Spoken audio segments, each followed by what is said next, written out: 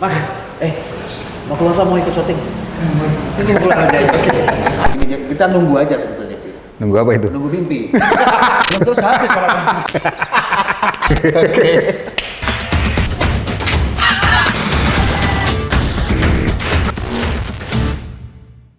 Halo teman-teman. Seperti yang kalian lihat di judulnya, ya kita lagi ngobrol santai dengan teman dan sahabat dan bisa dibilang juga ya saudara kita juga. Ngobrol santai kita bersama Aris Yeka, atau lebih cocoknya dipanggil Ayeka, ya? Lebih sering dipanggil Ayeka. Inisialnya Ayeka. Beliau ini ya secara umur tahu ya, pengalamannya pasti sudah banyak banget, dan kita mencoba mau ngobrol-ngobrol santai nih. Boleh. Om Ayeka. Secara umur masih muda lah ya. Secara umur masih muda. Masih muda dan semangatnya muda pula, jadi ya seperti yang orang muda selalu ngomong gini kan, wah udah tua kamu gitu. Iya. Jawabannya Ayeka selalu signature. Coba jawabannya. Ini kita nggak ada setting, nggak ada apa-apa ya. Ini selalu signature jawabannya. Saya orang muda nih selalu ngomong, ah ketuaan nih Om Ayeka nih gitu. iya. Jawabannya coba. Jadi jawaban ini udah pernah saya kasih ke Richie. Jadi alhamdulillah sampai di sini atau sampai di titik tua ini, dan saya nggak yakin Richie bisa sampai di titik ini. Jadi mohon maaf. Agak serem ya. Jadi bagi kalian yang muda-muda jangan underestimate orang tua. Betul. Karena kita belum tentu setua mereka. Iya, belum tentu sampai di titik itu. Iya. Jadi gitu. harus respect sama yang lebih tua. Iya. Lebih berpengalaman, karena pasti ada sesuatu yang bisa diambil dari yang lebih tua. Yes. Itu. Gila. Serem. Oke. Ya. Oke. Langsung ketahuan ya signature-nya ya. Sekarang berapa umurnya Om? 49. 49 ya. 49 tahun. Apa yang udah terjadi selama 49 tahun? Yang udah terjadi banyak hal. Kalau di karir itu betul-betul boleh dikata menurut saya lengkap sih ya. Karena betul-betul di satu bidang dari nol sampai di titik sekarang ini satu bidang dan nggak berubah, dan saya tempuh dalam waktu 31 tahun. Oke, 31 tahun dalam satu bidang semua ya? Satu bidang. Oke. Jadi bidangnya adalah otomotif, lebih spesifik lagi adalah di alat berat. Nah, itu dia. Oke. Selama 31 tahun? Yap, 31 tahun. Artinya kalau tadi katanya lengkap, itu lengkap di bagian apanya? Saya ngerasa lengkap betul-betul dari yang orang nggak tahu apa-apa. Helper. Oh, oke. Helper mekanik, jongos yang cuma disuruh-suruh, angkat aki, angkat toolbox, ambilkan kunci 10, ambilkan kunci sok.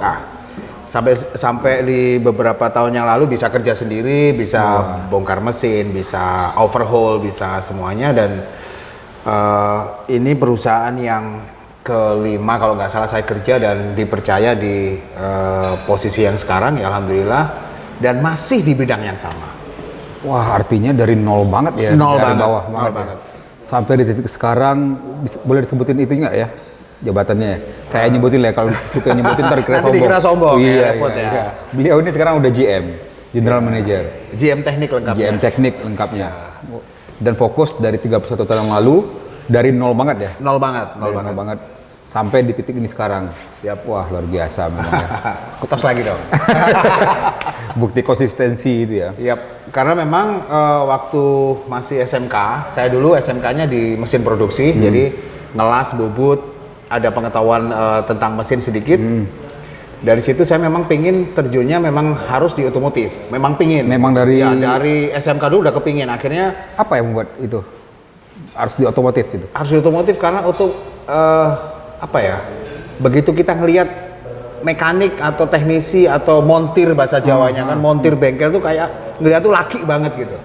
Oh, oke. Jadi panggilannya di sana. Jadi ngelihat tuh kayak di sini ada oli, ada apa, tangan kotor, baju robek-robek, itu buat saya keren dan saya harus seperti itu. Jadi sekolah ambilnya waktu itu belum ada SMK, jadi istilahnya masih STM. Nah, saya di STM ambil jurusan mesin produksi namanya waktu itu, dan bergulir di perusahaan yang memang bidangnya juga mesin. Berarti memang dari Perusahaannya dulu disebutin nggak usah ya? nggak usah disebutin. Nggak usah. Perusahaannya pokoknya Bergerak di bidang kelas aja. dunia, Iya, ya. iya. Jadi distributor alat berat di Indonesia salah satunya. Karena ada banyak, ada 5 distributor. Salah satunya adalah yang saya tempat bekerja selama 8 tahun. Oke. Nah, di situ banyak dapat banyak ilmu di situ. Oke. Selama 31 tahun. Yap. Nikah umur berapa? Nikah umur 22. Itu masih di nol juga itu atau masih lagi merangkak atau udah di 22 level-level? itu saya sudah tahun 94 saya kerja, mulai 94 tahun bekerja. Oh, baru di awal-awal karir itu ya? Ya. Karena memang saya orangnya nggak sempat di perguruan tinggi, jadi dari SMK langsung merantau ke Jakarta, bekerja di perusahaan alat berat. Dapat duit langsung nikahin. Ya, dapat duit langsung nikahin temen sekampung, kebetulan satu kampung, dan pernah satu sekolah di SMP. Waktu saya ke SMK, pacar ini ke SMA, jadi anak SMA sama anak STM atau SMK ini ya begitulah. Begitulah itu apa? Berarti dari istri juga teman dari SMP, Teman SMP. akhirnya sekarang berteman, nikah sampai sekarang ini. Betul. Artinya ada dua hal yang konsisten di dalam sejauh ini ya. Pekerjaan, Yap. hobinya, mimpinya jadi Yap. di bidang teknik, Yap. otomotif, terus satu lagi wanita yang mendampingi. Wanita yang mendampingi betul-betul dari kenal dari SMP sih. Dia ada SMP. SMP adik kelas ya. Oh, ada kelas itu. Adik kelas. Tapi waktu itu ya kan SMP nggak mikirin wanita, jadi nggak ngelihat, belum terlihat. Tapi kenal, belum terlihat tapi. Pak Aris, Om Aris ini kan deket, sepertinya terlihat deket gitu ya. Ya, kita kan bilang terlihat itu kan siapa tahu dari teman-teman juga nggak kenal secara keluarga gitu ya. Oke. Tapi ada yang menarik, kedekatan dengan keluarga secara kan sekarang kerjanya jauh, keluarganya jauh, ini LDR jauh. ya, LDR. LDR. Nah itu tipsnya gimana caranya sih biar kita tuh kayaknya harus harmonis dengan istri, anak, menjaga keharmonisannya, menjaga apanya gitu. Iya. Ya, kalau tips mungkin banyak yang lebih ahli atau bisa dicari di Google, banyak banget ya kan. Iya. Tapi saya coba berbagi pengalaman. Yang pertama memang dari startup. Jadi waktu 94 saya menikah, saya bilang sama istri bahwa kerja saya waktu itu di perusahaan yang alat berat itu memang tidak stay di kantor atau di workshop. Jadi keliling Kalimantan Selatan khususnya. Kadang-kadang kita juga dipinjam ke Kaltim atau ke Kalteng, tapi khususnya di basicnya di Kalimantan Selatan. Jadi kadang-kadang saya pamit sama istri, Mam aku pergi ke Batu Licin misalkan. Batu Licin, paling perbaikan eksavator lebih kurang seminggu atau 2 minggu. Ternyata nunggu spare part, ke kendala transportasi dan lain-lain, sehingga 1 bulan baru pulang. Nah itu mungkin kalau nggak kuat-kuatnya si istri ini atau nggak mengerti dengan posisi kita, ya akan berantakan pastinya. Berarti kuncinya mengerti ya. Kuncinya harus pengertian. Jadi memang selain pengertian, startupnya harus jelas. Yang paling penting itu. Kadang-kadang dari kita kan nggak ngomong nih kerja gitu, tapi nggak diceritakan detailnya. Kalau saya ceritakan detailnya, bisa saja saya nanti sebulan pulang, bisa juga 3 bulan pulang dan segala macam. Bahkan waktu itu lebih ngeri lagi karena kalau kita komunikasi harus ke warnet. Iya benar. Nah itu yang keren. Artinya segala Nggak ada HP. resikonya diceritain gitu sampai mungkin nanti di sana juga susah gitu ya. Susah Kadang-kadang kalau pas nggak ada warnet, nggak ada, saya lagi di base camp yang jauh di tengah hutan, kita pinjam radio, akhirnya kita kontak ke kantor pusat ngabarin istri di rumah, besoknya baru istri ke kantor, baru kita pakai radio all band. Itu saya jalanin. Sesulit itu ya. Sesulit itu komunikasi. Untuk komunikasi dan tetap dijaga komunikasinya dengan orang rumah ya. Orang di rumah. Startup yang bagus, kemudian intensitas komunikasi. Dan komunikasinya detail lagi ya. Detail. Masalahnya apapun, risikonya apapun diceritain semua ya. Mungkin itu jarang lakuin orang ya. Mungkin. Satu lagi. Termasuk saya. Ya, satu lagi kayak kamu ini biasanya kalau telepon ke keluarga biasanya lebih suka pakai telepon. Halo, ya, karena takut ketahuan di mana. Kalau saya standar dari awal selalu pakai video call. Jadi kita tahu ada di mana. Setelah ada teknik. Ya, setelah ada handphone yang canggih-canggih ini gitu. Kenapa harus video call? Kenapa harus video call ya?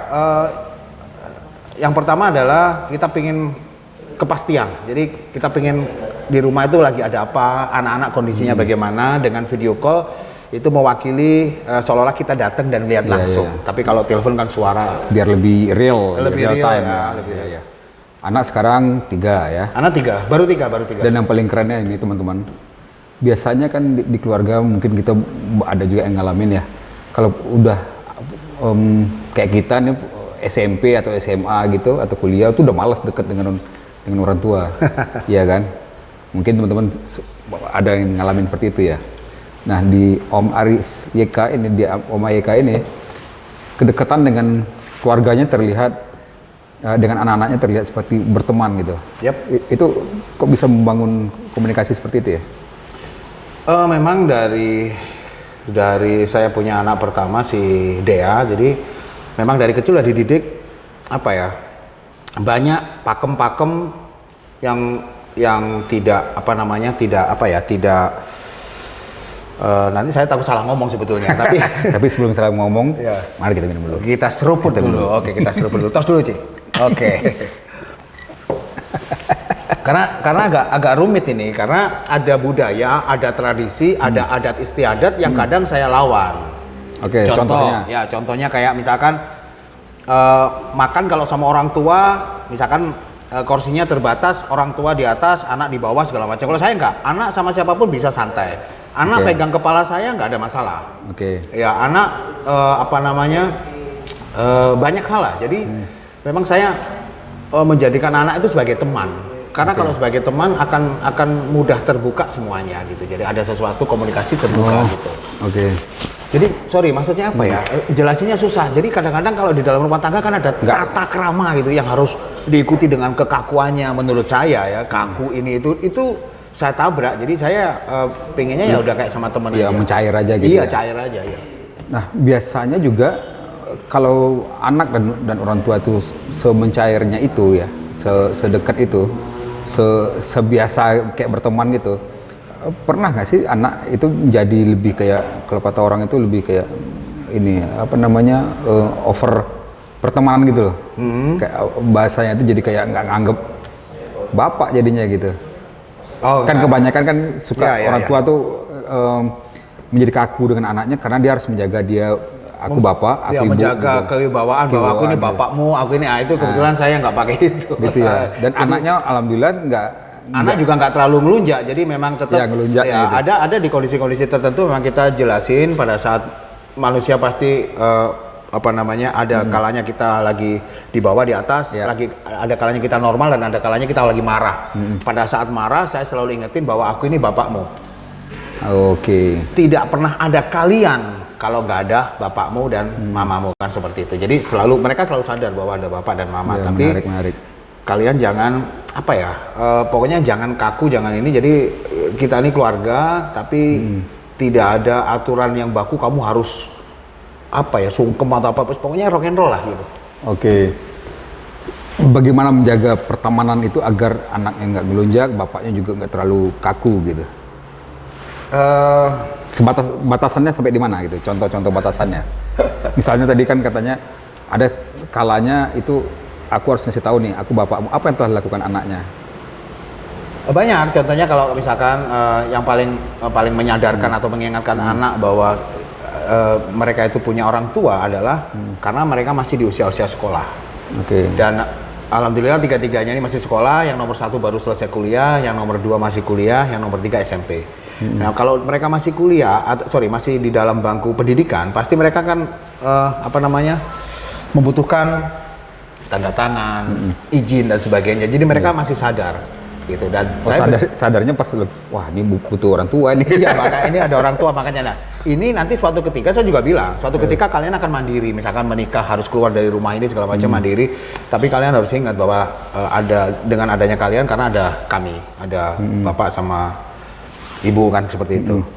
Jadi sebetulnya natural, tidak ada. Makanya saya kalau ditanya sama orang-orang tipsnya harus bagaimana, bingung terus terang. Jadi memang natural saja, karena memang dari kitanya, dari kita nggak pingin dianggap sebagai bapak saja. Nah, ada tambahnya, nggak pingin dianggap bapak saja, artinya saya juga pingin dianggap sebagai bapak, atau orang tua juga pingin dianggap sebagai teman, supaya kalau ada curhat, ada komunikasi apapun, jadi Sampai curhat segala ya itu. ada. Waduh. Ya terutama si yang nomor 2 si Almer itu sama mamanya deket. Jadi kalau pas Almer kenal Almer cewek, sekarang kuliah ya, kuliah di Jakarta ya. dan curhatnya ke bapaknya ya. Jarang-jarang itu terjadi itu. Enggak, lebih dekat ke mamanya kalau Oh, curhat. gitu, Ya, iya. tapi setelah curhat ke mamanya cerita ke bapaknya. Baru bapaknya cross check, Mer, kamu deket cewek ya? Cantik nggak? Ada berapa? Nah, gitu. Kalau yang paling tua udah wisuda ya? Udah wisuda. Ya, Sedekat apa dengan yang paling tua? yang cewek? paling ya sama, tiga-tiganya saya rata dan selalu adil dalam hal apapun. Jadi kalau satu lagi yang apa namanya yang menurut saya mungkin jarang dilakukan di orang lain, saya paling tidak bisa jalan kalau tidak lengkap berlima. Oh gitu. Ya, itu yang ada di saya. Jadi mau makan kalau harus berempat tetap terjadi, tapi nggak nyaman. Itu yang saya Karena rasa. merasa kurang. Ya, itu yang saya rasa. Tapi saya juga orangnya nggak kaku begitu, karena suatu ketika pasti mereka akan keluar kota, akan menikah, akan ikut suaminya, ikut istrinya dan sebagainya. Ya, harus siap untuk itu. Tapi selama masih kumpul dengan kita, ya pengennya selalu berlima. Oh, harus tetap dijaga. Ya, makanya dicek di Instagram. Jadi fotonya selalu berlima. Oke. Sebelum itu, mari kita minum lagi. Oke, seruput lagi ya, bro. Ini itu lagi dikepikir dan ini namanya Apika. Ini namanya saya nggak tahu. Tapi enak ya. Apa bar? Ya, saya taunya enak aja. Ya, satu lagi yang membuat apa namanya mereka jadi nganggap teman sama kita. Yang saya bilang tadi jangan seolah-olah menjadi bapak dan segala macam. Jadi jangan memberikan sesuatu yang standar atau yang batasan-batasan umum. Contohnya waktu itu ini sekali lagi bukan pamer ya, bukan sombong ya. Saya beli mobil, buka bungkus. Mungkin kalau seorang bapak yang lain, hati-hati, awas penyok, awas ini, awas itu, saya nggak pernah. Yakin? Karena Saya nggak pernah, karena mobil diasuransikan, ngapain? Dan saya pingin anak istri saya bisa bawa mobil. Jadi saya beli mobil, buka bungkus, saya taruh di rumah. Istri sama si Dea yang nomor 1 saya ajarin bawa mobil. 3 hari kemudian saya tinggal. Dinas keluar kota dan pulangnya baru sebulan 2 bulan kemudian. Saya nggak mikirin mobil itu akan ringsek akan apa. Mungkin kalau orang lain takut ringsek saya mbak. Tapi saya bikin proteksi, jadi di garasi rumah itu kan ada mobil parkirnya mundur itu Cik. Iya. Nah, jadi saya bela-belain beli kayu ulin ukuran 10x10 kita jadikan stopper di belakangnya gitu. Jadi kalau mobil mundur biar nggak ngajar tembok tapi kena Ulinnya dulu. ulin. Terus mereka berdua itu wajib kirim foto via WA bahwa parkirnya sudah benar. Nah, jadi gitu aja. Jadi saya nggak pakai. nggak khawatir. Mungkin kalau nggak khawatir dengan mobilnya bisa jadi ya. Tapi nggak khawatir dengan keselamatan Orang lain itu juga kita ingetin. Yang penting pokoknya di dalam komplek dulu pelan-pelan dan jangan sampai bersentuhan dengan orang lain karena urusannya dengan Polantas, dengan apa namanya sanksi penjara dan sebagainya. Yang penting di perumahan aja. Nah nanti sebulan kemudian saya pulang baru saya cek. Artinya memberikan kepercayaan penuh Betul. ke istri dan anak ya. Jadi yang bisa ditarik di sana adalah selain memberikan kepercayaan penuh adalah memberikan apa namanya bukan keyakinan ya, memberikan apa namanya jangan nakut-nakutin. Kalau orang lain awas nabrak, awas gini kapan bisanya. Jadi kaku ya. Iya, pokoknya sikat. Ada apa-apa, yang penting jangan sampai hajar orang. Penyok segala macam, asuransi cukup bayar 200.000. Selesai. Simple. Sesimpel itu. Nah, Iya, lagi. iya. Seruput lagi. Seruput lagi. Itu berarti apa namanya, selain dari komunikasi konsisten tadi, terus kepercayaan ya. Ya, kita kasihkan selain kepercayaan kita kasih apa ya, kebebasan tapi yang bertanggung jawab. Iya. Itu sih. Kebebasan yang bertanggung jawab. Wah, itu keren itu. Boleh bebas tapi bertanggung jawab. Wah. Anak pertama cewek udah wisuda, anak kedua lagi kuliah, anak ketiga SMP kelas 2. SMP kelas 2. Dan semuanya dekat semua ya? Dekat semua. Berteman semua ya? Berteman semua. Saling curhat semua dengan orang tuanya. Terus apalagi kalau kita lagi udah main musik, udah ya nyatu banget kayak teman. Karena suka musik semua? Suka musik semua. Waduh. Bisa main Tiga-tiganya suka musik dan bisa bermain musik? Ya, suka musik dan bisa bermain musik. Empat-empatnya termasuk saya. Cuman saya gitar separuh gitu, tapi kalau nyanyi ya senang gitu aja lah. Kalau yang cewek suka nyanyi ya, suaranya juga suka nyanyi, bisa main gitar, bisa ngebass, suka dance, terus model tipis-tipis. Wah, oh iya benar-benar. Iya, model tipis-tipis ya paling sebatas distro, sebatas promo apa, bukan yang model ini. Kalau yang cowok suka musik malah pernah ikutan kompetisi segala itu ya? Yang cowok pernah ikut kompetisi atau ini pernah audisi Indonesian Idol tapi ya masih jauh di bawah. Kalau yang paling kecil laki, Yang paling kecil dia suka musik juga, suaranya juga lumayan, gitar dia suka. wah seru ya. Keluarga musisi semua ya. Iya. Bakal jadi musisi semua. Suka musik yang pasti. Suka musik yang pasti ya. Belum musisi. Nah, kalau ini Mas host ini musisi.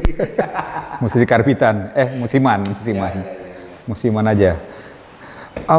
Ini beberapa bulan lalu kan ini sekarang lagi pandemi ya. Oh iya, ini kita semua udah di antigen.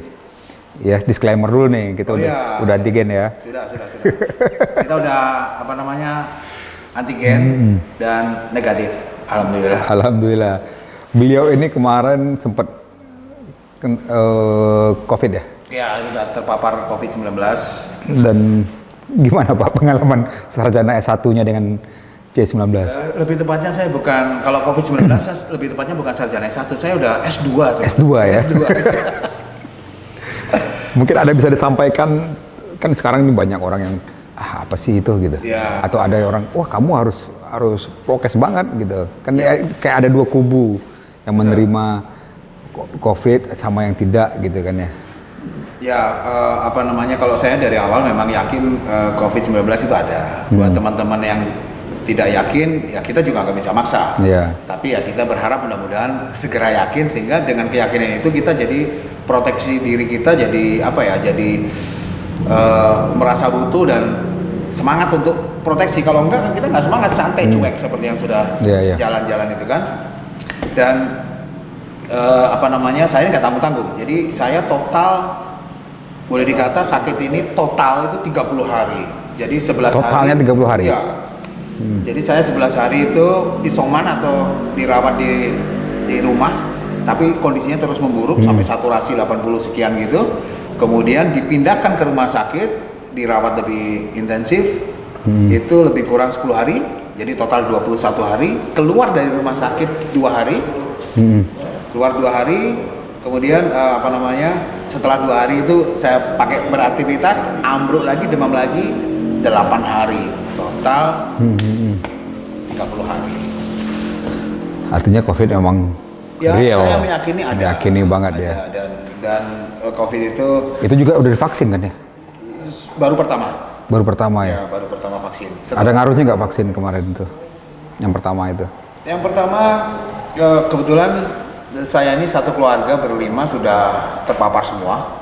Udah pernah terpapar semua? Jadi yang nomor 1 itu sudah 2 kali vaksin terpapar, alhamdulillah bergejala tapi ringan banget. Jadi dari situ meyakini bahwa vaksin itu memang bermanfaat. Yeah. Kemudian istri juga sudah vaksin, terpapar, dia sedang. Jadi ada demam, ada gini, sedang kena. Kemudian yang di Jakarta, si Almed itu belum vaksin sama sekali. Kalau saya udah sekali. Nah, itu kena parah. Kena parah dan sendirian di Jakarta, kita hanya komunikasi lewat video call dengan segala suka dukanya. Pokoknya. Artinya vaksin itu ada pengaruh? Ada pengaruh. Saya meyakini ada banget. Kalau saya udah divaksin sekali, kalau saya belum divaksin sama sekali, mungkin akan lebih parah dari itu dan mungkin nggak 30 hari, mungkin bisa lebih. Mungkin bisa lebih parah dari itu ya. Berarti vaksin nyata manfaatnya kalau versinya Om Ayeka ya kan ya? Versi saya ya. Apa ada pesan nggak bagi yang yang gonjang-ganjing tadi soal COVID gitu? Ya, versinya Om Ayeka. Buat teman-teman yang masih belum yakin, saya tidak maksa atau kami tidak maksa untuk yakin, tapi protokol kesehatan sebaiknya tetap dijalankan. Mau yakin tidak yakin, mau COVID itu ada atau tidak ada, protokol kesehatan tidak merugikan sama sekali. Sehingga dijalankan pun juga menurut saya tidak mengganggu apapun. Jadi pakai masker, rajin cuci tangan dan sebagainya. Protokol 5M ya. Nah itu jalankan. Saya masker juga bawa kok, tapi ya karena kita syuting kan. Iya itu. Kan kalau ngomong nggak pakai gini kan susah. Kalau pakai masker bisa. Nah, lagi kita udah antigen juga. Yap. Udah negatif semua, udah bersih semua. Ada kok di kantong tuh. Dan saya karena pernah kena COVID jadi makainya 2. Tapi karena kita sebelum shoot ini antigen, saya yakin Bang Ricci dan teman-teman kameramen udah oke ya. Saya lepas supaya ngomongnya lebih gampang dan artikulasinya jelas. Gitu. Mimiknya juga udah kelihatan ya. Oke. Oke, sekarang kita berada di tempat kita sekarang ini kan di Tanah Bumbu nih. Tanah Bumbu. Oke. Ya, udah berapa lama di sini? Oke. Dan pasti sudah mengalami berproses di sini gitu. Yap. Tentunya ada harapan-harapannya dong. Oke. Ya, mimpinya Tanah Bumbu akan seperti apa gitu. Oke. Udah berapa lama di sini? Tanah Bumbu 14 tahun. 14 tahun. 14 tahun. 14 tahun, geng. Jadi cukup lumayan dari terminal masih di Pasar Minggu, jadi pindah ke Kersik Putih dan bandara masih kecil sekali seperti apa ya, pos security kali ya, bandara kecil banget. Iya, cuma pos doang ya. Iya, kayak pos gitu, kayak pos jaga gitu. Sekarang bandaranya jadi bagus. Saya suka dan betah di Batu Licin ini, dan saya meyakini bahwa Batu Licin akan menjadi kota besar dan kota yang maju, karena salah satu kota itu menjadi cepat besar, cepat tumbuhnya adalah karena dia punya beberapa terminal darat, terminal laut, terminal udara. Di sini ada semua. Ada pelabuhan, ada terminal darat, terminal biasa maksudnya mobil, ada bandara. Jadi semuanya ada. Dekat laut, kita punya banyak gunung. Kemudian wisata kita juga punya cukup banyak. Hanya mungkin belum digelitik kali sama dinas terkait kali ya. Oh, iya. Ya, harusnya digelitik dong harusnya kan. Bukannya sekarang di Tanah Bumbu sudah banyak Apa itu? wisatanya? Banyak, tapi aksesnya ke sana kemari yang masih susah. Rasanya yang paling simpel untuk datang kita itu Pulau Burung. Kayak ke air terjun kayaknya Ya, kita aksesnya susah, masih kecuali susah. kita harus mandiri ya. Iya. Ya, transport mandiri. Iya. Ya. Kalau kayak Burung kan ada transport yang disediakan untuk ke sana ya. Ya betul. Kalau Atau- kita mau ke air terjun di mana-mana yang Iya. sering viral-viral, kita harus pakai trail sendiri. Iya, atau pakai mobil 4x4 sendiri Nanti gitu. ke depannya kalau dinas terkait sudah ini kan jalan dibagusin, ada semacam mungkin penginapan segala macam, dinas pariwisata dan warga setempat berkolaborasi untuk menonjolkan tempat rekreasi itu jadi lebih bagus. Ngomong-ngomong soal tempat wisata, Yap. ini sekarang kan anak muda juga teman-teman juga melihat sendiri bahwa tempat wisata itu kadang kalau dikelola oleh yang tadinya tuh natural, terus begitu ramai orang, terus begitu dikelola, jadi warna-warni itu, ada batu-batuan dari semen-semenan gitu kan, pernah lihat kan gitu? Pernah ada. Nah, terus diwarna-warniin gitu. Menurut Om Aika gimana? Apakah tempat yang tadinya nature terus dikelola, terus akhirnya menjadi semuanya, jadi yang tadinya itu batu alam jadi batu yang semen-semenan, pura-puraan gitu? Saya salah satu orang yang tidak setuju dengan itu. Jadi saya ingin yang semuanya masih alami, masih natural, masih nature tadi. Seperti itu, hanya pihak-pihak terkait ini menyediakan transportasi, kemudian penginapan, kemudian yang sering terjadi di mana-mana adalah pengelolaan sampah. Hampir semua tempat wisata itu sampahnya luar biasa. Jadi harus ada petugas sampah di sana yang mengelola sampah supaya tetap bersih. Atau nanti teman-teman dari Sore Red kali ya, jangan nyampah yang sana ya. Sore Red jangan nyampah. Oh, iya. Kita kangen sama Sore Red, jangan nyampah. Mantoy. Ini kebetulan kami punya komunitas. Iya. Ya, kita bergabung komunitas kolektif lah ya. Yap. Tidak ada yang memiliki komunitasnya, tapi kita bareng-bareng di situ event sepedaan sore-sore. Sore Ride. Sebelum pandemi. Yap, Sebelum pandemi. Kita kangen banget ini Sore Ride. Nah, konsepnya itu sepedaan keliling-keliling terus kemana-mana. Habis itu di tempat finishnya kita bersih-bersih gitu-gitu ya. Bagi-bagi door prize dari sponsor sambil bersih-bersih, dan yang paling penting sepeda apapun Boleh ikut. MTB, road bike, Sally, BMX, fiksi dan boleh bebas. Asal menjaga masing-masing keselamatannya masing-masing. Iya, karena kolektif. Betul. Dan satu lagi harus siap dan mau bersih-bersih. Bersih-bersih. Iya, nggak ada bos. Di umur segini, di 49. Tentu banyak pengalamannya ya. Terus kalau dalam kacamata saya, beliau ini cukup wise dalam menghadapi hidupnya ya. Mungkin karena pengalaman tadi. Gimana menurut Om Aika mensikapi, kan sekarang banyak tuh yang kayak mudanya baik-baik aja, begitu udah tua malah melakukan hal-hal yang yang di luar dugaan. Nah, kadang-kadang kayak gitu. Apakah memang di tuanya dihabiskan, mudanya dia belajar dulu, baru tuanya dia dihabiskan, atau ada yang dihabisin di mudanya, di tuanya baru dia slow, atau gimana sih? Ini pertanyaan yang susah-susah gampang ini ya. Karena takut salah jawab. Kalau salah jawab saya bisa dicekal ini.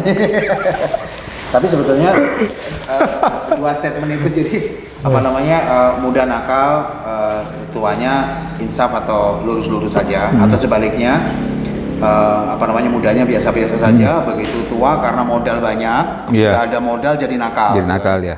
Sudah ada modal jadi nakal tuh, ya kan? Tuh. Jadi, itu siapa ini? Jadi menurut saya kalau kita jujur ya, dua-duanya sebetulnya ya nggak ideal, ya kan? Kalau bagus atau tidak bagus itu relatif, tapi dua-duanya ini nggak ideal. Dan laki-laki pasti pernah nakal.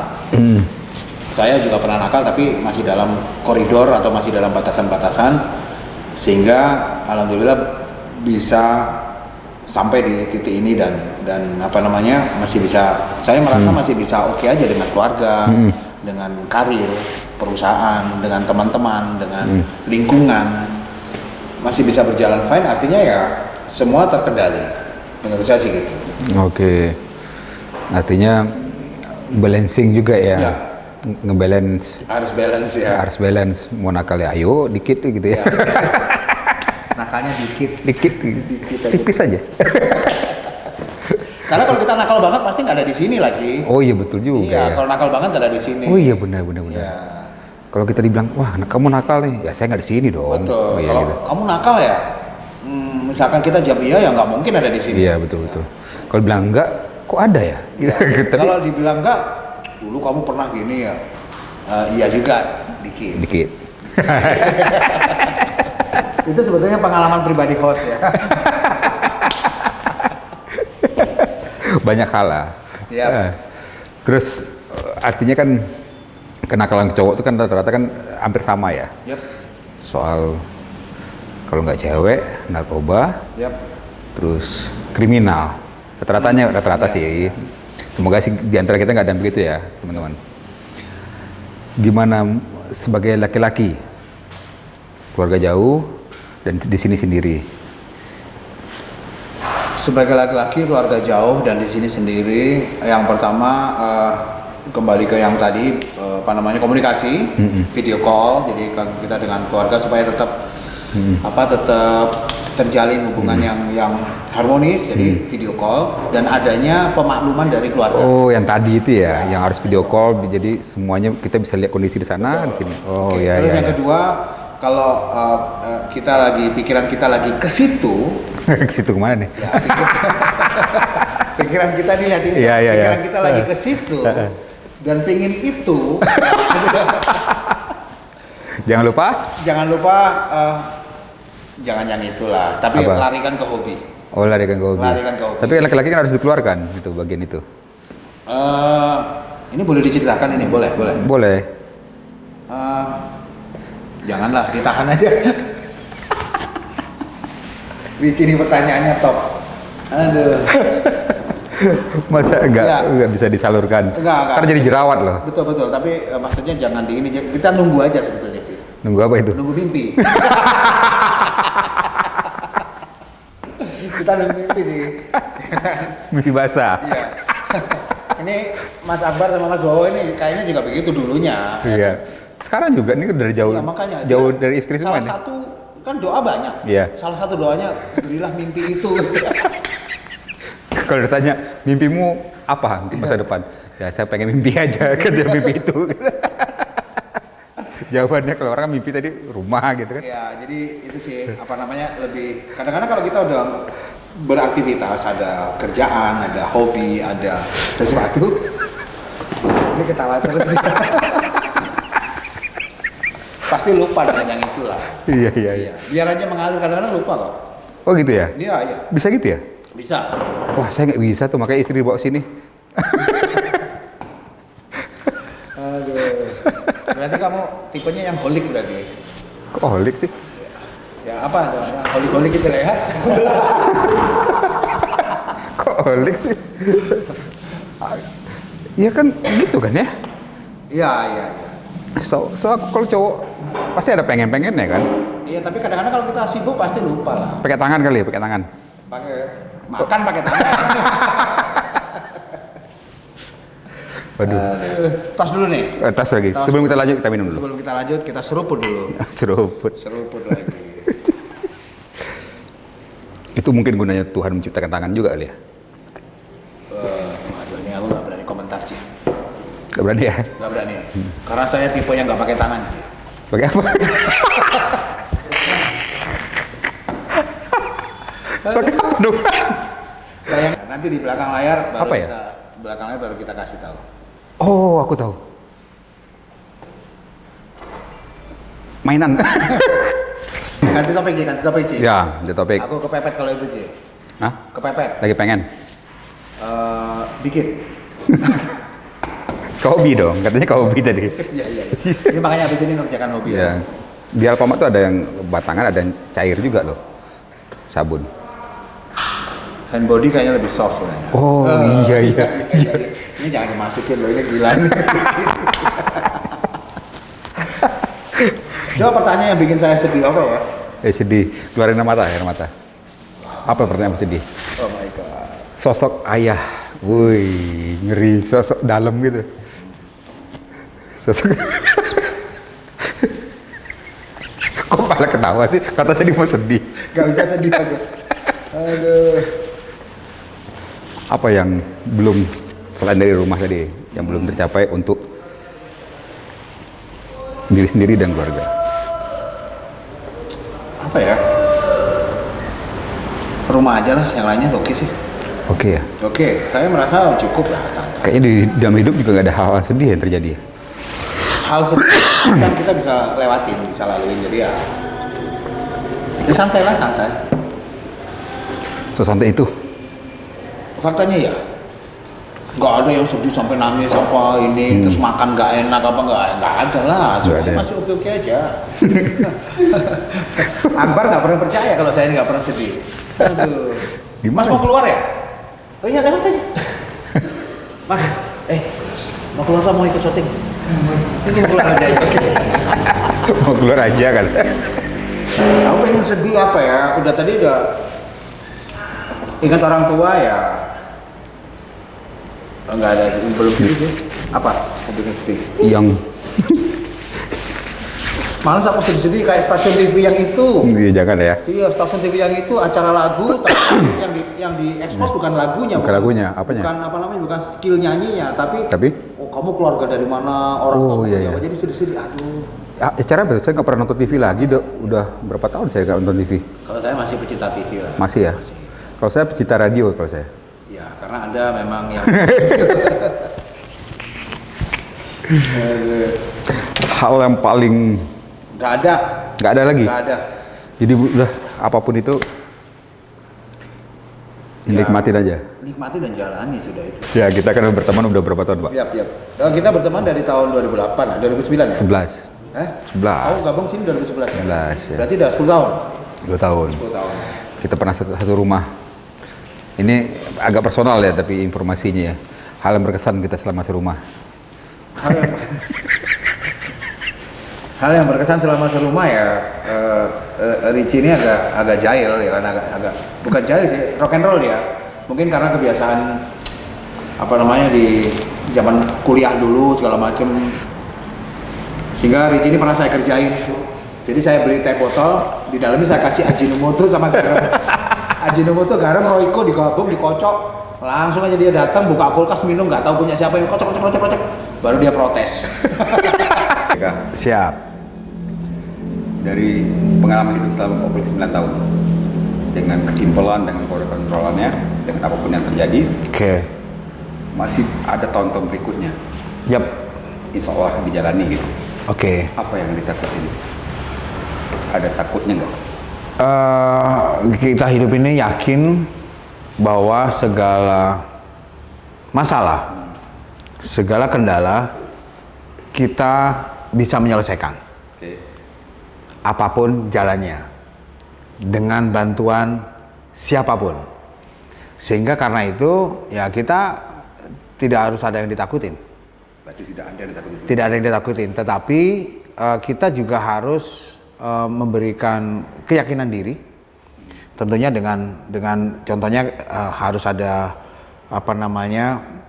modal, harus ada sesuatu yang membuat kita itu pede ke depan.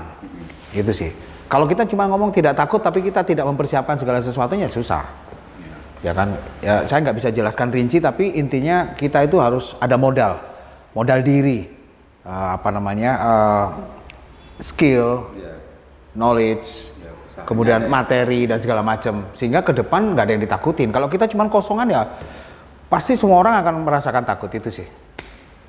Oke, berarti nggak ada yang ditakutin karena kita harus bersiap. Betul. Nggak ada yang ditakutin tapi kita harus bersiap. Jangan tidak ada yang ditakutin tapi kesannya pasrah. Nggak boleh, bos. Itu sih. Secara duniawinya seperti itu. Yap. Secara yang lainnya, persiapan tadi kan persiapan dunianya tuh. Ya. Nah, persiapan yang lainnya. Beratnya kali gitu. Ya persiapan yang lain yang urusan akhirat ya. Akhirat nih. Akhirat. Berat ini. Berat. Katanya closingnya ringan ternyata berat. Ya saya merasa saya masih jauh dengan Sang Pencipta pastinya. Ya jauh aja masih banyak perintah-perintah yang saya langgar dan banyak hal-hal negatif yang saya lakukan dan saya berharap pada diri sendiri mudah-mudahan ke depan itu semua lebih baik dan memang kembali kepada jalan Allah Subhanahu wa taala. Gitu. Keren ya. Ya. Gini ya. Gini lah, Ci. Oke. Gini dong. Oke, teman-teman, kita coba tantang Om Aika. Wow, ini ya, tantang ya. Untuk jawab cepat. 5 pertanyaan. Harus jawab dengan cepat. Paling males jawab cepat itu. Jawab Siap, cepat. Om. Ya, siap nggak siap harus siap jadinya. Yoi. Oke. Siap nggak siap harus siap. Oke. Sebutkan 5 hal terbaik di tanah bumbu. Jawab dari serat. 1. Wisata, 2. kuliner, 3. hobi, 4. kota, 5. agamis. Wih, Oh, agamis, geng. closingnya agamis. Agamis.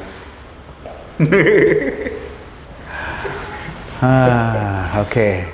Tadi pertama apa? Wisata. Wisata. Iya. Oh, wisata. Karena kenapa? Yang terbaik. Nyaman sih wisatanya, jadi nggak jauh dari kota. Oh iya. Ya, wisatanya itu ada dalam kota Batu Licin ya. Jadi ada Pulau Burung, ada pantai-pantai. Jadi kalau kita refreshing dengan keluarga, dekat sekali. Yang kedua kuliner. Ya, banyak. Jadi di sini tuh ada beberapa suku. Tentunya dengan kearifan lokal tentang kulinerinya. Jadi ada Coto Makassar, ada ketupat kandangan, ada soto Banjar, ada pecel Madiun, banyak banget. Jadi kuliner Sate Padang ya kan? ya sate Padang, favorit kita berdua, tos dulu. Oke, sate Padang. Oke, itu keren. Yang ketiga tadi? Hobi. Yang ketiga hobi. Ya hobi itu kebetulan saya hobinya mancing. Jadi spot mancing banyak banget. Kemudian saya hobinya Batu Licin dekat dengan laut ya? iya, dekat dengan laut. Spot mancing banyak. Kemudian saya hobi juga sepeda. Jadi sepeda untuk yang road bike, untuk yang MTB, untuk yang MTB enduro dan segala macam, semuanya ada. Jadi areanya ada banget gitu. Iya. Berarti kalau Batu Licin itu pas banget ya kalau untuk hobi itu. Kalau Untuk mau hobi iya. di laut, sebelahnya laut. Iya, kalau di gunung, sebelahnya gunung. iya tinggal ke sebelahnya. Iya, top ya. Iya. Terbaik. Ya, yang keempat Yang keempat apa tadi? kota. Kota. Ya kota ini dalam artian Batu Licin ini compact menurut saya. Jadi kotanya menurut saya tidak terlalu besar, kecil, jadi sehingga apa-apa deket. Mau ke rumah sakit deket, ke instansi pemerintah dekat, kemudian ke tempat makan dan segala macam, semuanya dekat, pasar dekat semuanya. Kita mau kemana pun. Iya. Mau janjian 5 kali, 6 kali dalam sehari juga. Iya. Ngejar semua. Kan ada kota yang saking gedenya, jadi mau ke rumah sakit tuh jauh banget gitu. Iya. Di sini jauh juga ya. Tapi ada yang dekat. Dekat dong. Ada yang dekat. Rumah sakit Marina Permata. Yap, dekat. Rumah sakit apa? Rumah sakit Marina Permata. Wah. Iklan. Oke. Marina Permata. Kenapa Yap. gitu dia? Terus tadi yang terakhir Agamis. Agamis. Ya, jadi di sini saya melihat ada beberapa masjid besar yang luar biasa, dan yang paling luar biasa adalah Masjid Al-Falah. Itu adalah suatu bukti bahwa kota ini memang mengedepankan agama atau agamis itu tadi. Kemudian juga saya lihat juga banyak majelis-majelis taklim yang ada di Batu Licin atau Tanah Bumbu secara umum. Oke. Dan tetap juga menjaga toleransinya ya. Siap ya. Maksudnya walaupun agamis itu bukan cuma satu agama doang. Ya. Agamis. Jadi toleransi antar umat beragama juga terjaga dengan baik. Kayak di Blok A ada Ya. Pewira gitu. Pura. Ya. Terus ibadah yang Di dekat masjid juga ada beberapa tempat ibadah yang lain. Jadi tapi tetap rukun. iya. Keren lah. Batu Licin keren. Keren ya. Keren Batu Licin. Waduh. Kok pikir keren? Bhinneka Tunggal Ika. Kopinya keren. Dia sih kopi, saya nggak ngopi. Oke, teman-teman. Apa lagi nih? Apa lagi? Masa ada closing lagi? Oke teman-teman, itu bincang saya ngobrol-ngobrol santai sih sebenarnya. Kalau mau ngapa-ngapain ya tanya aja nanti ya di kolom. Mau nanya apa ke channel ini juga, dan termasuk siapa yang kira-kira siapa sih yang mau di Tanah Bumbu ya khususnya yang mau kita datangin. Kita akan ngobrol dengan siapapun, kapanpun, dan dimanapun. Dan sesantai ini. Sesantai. Aha. Gitu. Tapi tetap harus waspada, ada pertanyaan-pertanyaan yang berat. Oke, sampai jumpa. Hapun kap. Terima kasih. Bye.